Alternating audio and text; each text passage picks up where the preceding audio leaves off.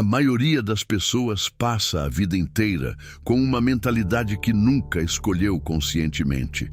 Foi sendo construída por experiências, por opiniões alheias, por medos não examinados e por crenças herdadas que nunca foram questionadas de verdade. E essa mentalidade não construída com intenção determina tudo. O que você vê como possível e o que descarta como impossível antes mesmo de tentar. O que você faz quando as coisas ficam difíceis. O quanto você acredita que merece e o quanto aceita de menos, porque parece ser tudo que está disponível para você. Os estoicos entendiam isso com uma clareza que poucos filósofos antes ou depois deles alcançaram. Marco Aurélio escreveu: "A vida que você vive é a que sua mente cria." Não como frase motivacional vazia, como observação precisa e verificável sobre como a realidade humana funciona. A mente que você tem hoje não é um dado fixo, é o resultado de anos de inputs não examinados. E pode ser mudada deliberadamente quando você sabe como. Hoje, você vai receber 10 verdades estoicas que, quando realmente internalizadas e não apenas entendidas intelectualmente, mudam a mentalidade de uma forma que transforma cada área da vida. Não são conceitos novos, são verdades que existem há 2000 anos e que a maioria das pessoas ouve, concorda e depois volta exatamente para o mesmo padrão de antes, porque entender não é o mesmo que internalizar. Curte esse vídeo agora. Escreve nos comentários: "Minha mente muda quando escolho mudar." E fica até o final, porque a 10ª verdade é a mais poderosa e a mais difícil de aceitar. Número 1, você sofre mais na imaginação do que na realidade.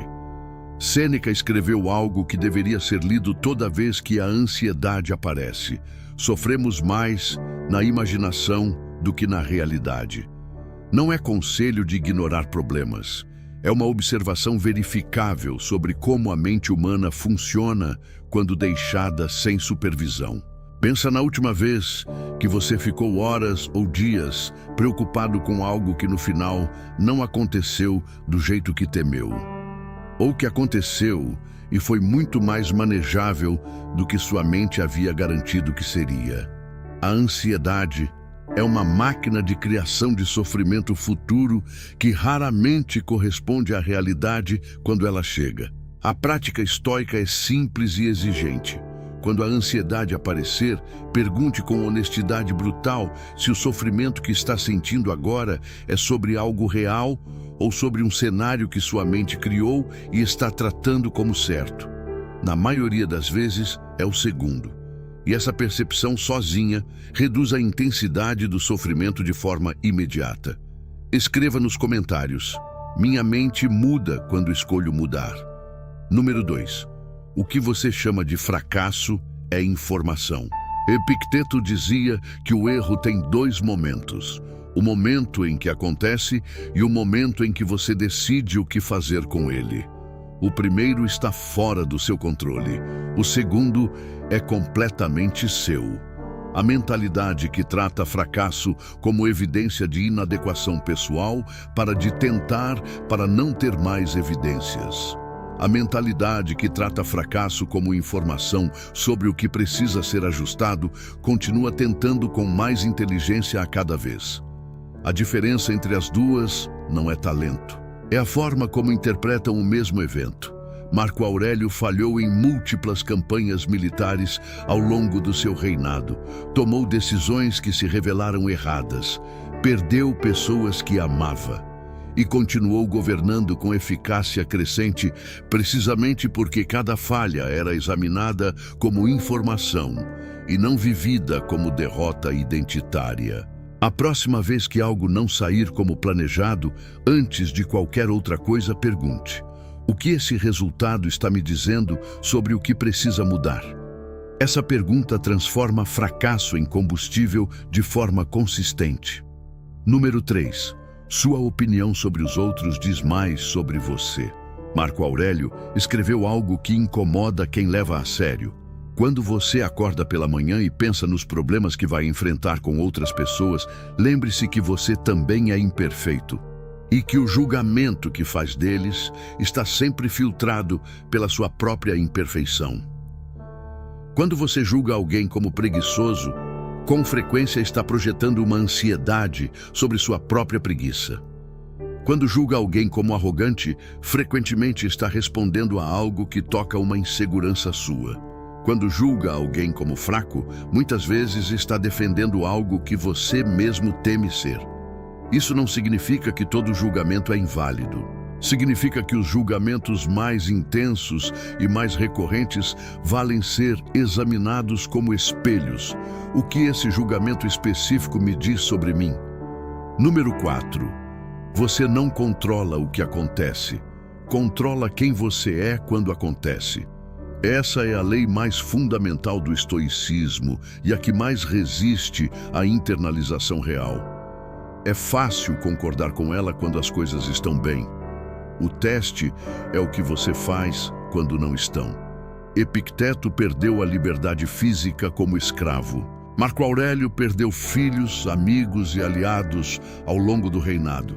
Sêneca perdeu a fortuna e o exílio em períodos diferentes da vida. Nenhum deles controlou essas perdas. Todos controlaram quem foram diante delas. E essa escolha de quem ser diante do que não pode ser controlado é o único poder que ninguém pode tirar de ninguém. A prática é desenvolver o hábito de perguntar em cada situação difícil, antes de qualquer reação: quem eu quero ser agora? Não o que quero fazer. Quem quero ser? A resposta a essa pergunta, quando honesta, muda a ação que segue. Comente: eu controlo quem sou, não o que acontece. Número 5. Comparação é o ladrão mais eficiente que existe. Sêneca observava em Roma algo que as redes sociais amplificaram de forma que ele nunca poderia ter imaginado. A infelicidade da maioria das pessoas vem de comparar sua situação com a dos outros. E o problema não é a comparação em si, é a comparação com uma versão curada e incompleta da vida alheia. Você compara seu interior com o exterior dos outros, seus momentos mais difíceis com os melhores momentos que eles escolheram mostrar, suas dúvidas com a confiança que eles performam. E essa comparação é sempre desonesta, porque nunca tem acesso aos dados completos de ninguém além de você mesmo. A prática estoica é substituir a comparação com outros pela comparação com você mesmo ontem. Você está mais sábio do que era há um ano, mais capaz, mais alinhado com quem quer ser. Essa é a única comparação que produz informação útil. Número 6. Disciplina é liberdade, não prisão. Marco Aurélio acordava antes do sol todos os dias. Praticava filosofia antes de qualquer compromisso. Mantinha hábitos que seus contemporâneos achavam excessivos. E era o homem mais livre que existia, precisamente por causa dessa disciplina, e não apesar dela. A mentalidade que trata disciplina como restrição é a que está presa na ausência dela. Presa pelo impulso que comanda em vez de ser comandado. Presa pela procrastinação que adia o que importa indefinidamente. Presa pela reatividade que responde ao que é urgente em vez do que é importante. Disciplina é o que cria o espaço para você agir de acordo com o que realmente quer, em vez de com o que o momento pede. É o que separa quem constrói de quem apenas reage ao que o mundo apresenta. Escreva nos comentários: minha disciplina é minha liberdade. Número 7. O presente é o único lugar onde você tem poder. Sêneca escreveu: confine-se ao presente. Não como conselho de ignorar o futuro ou de esquecer o passado, como instrução precisa sobre onde o poder de agir realmente existe. O passado não pode ser mudado. Gastar energia nele é gastar no único ativo que não pode dar retorno. O futuro não existe ainda. Gastar energia em preocupações sobre ele é gastar em cenários que talvez nunca se materializem. O presente é onde qualquer ação é possível. É o único lugar onde você pode fazer algo que faz diferença real. A maioria das pessoas passa a vida dividida entre o arrependimento do passado e a ansiedade do futuro, com a atenção tão fragmentada que o presente, onde o poder realmente está, nunca recebe o que merecia. A prática é simples e constante. Quando perceber que a mente viajou para o passado ou para o futuro de forma não produtiva, traga ela de volta. Quantas vezes for necessário, sem julgamento, apenas de volta. Número 8. O que você tolera define quem você se torna. Epicteto dizia que somos moldados pelo que aceitamos em nossas vidas, tanto quanto pelo que buscamos. O ambiente que você tolera, as conversas que aceita ter, os comportamentos que permite ao seu redor, as próprias negligências que justifica, tudo isso molda quem você está se tornando de forma lenta e invisível, mas absolutamente consistente. Se você tolera conversas que te diminuem, sua mente aprende a se ver como alguém que merece ser diminuído.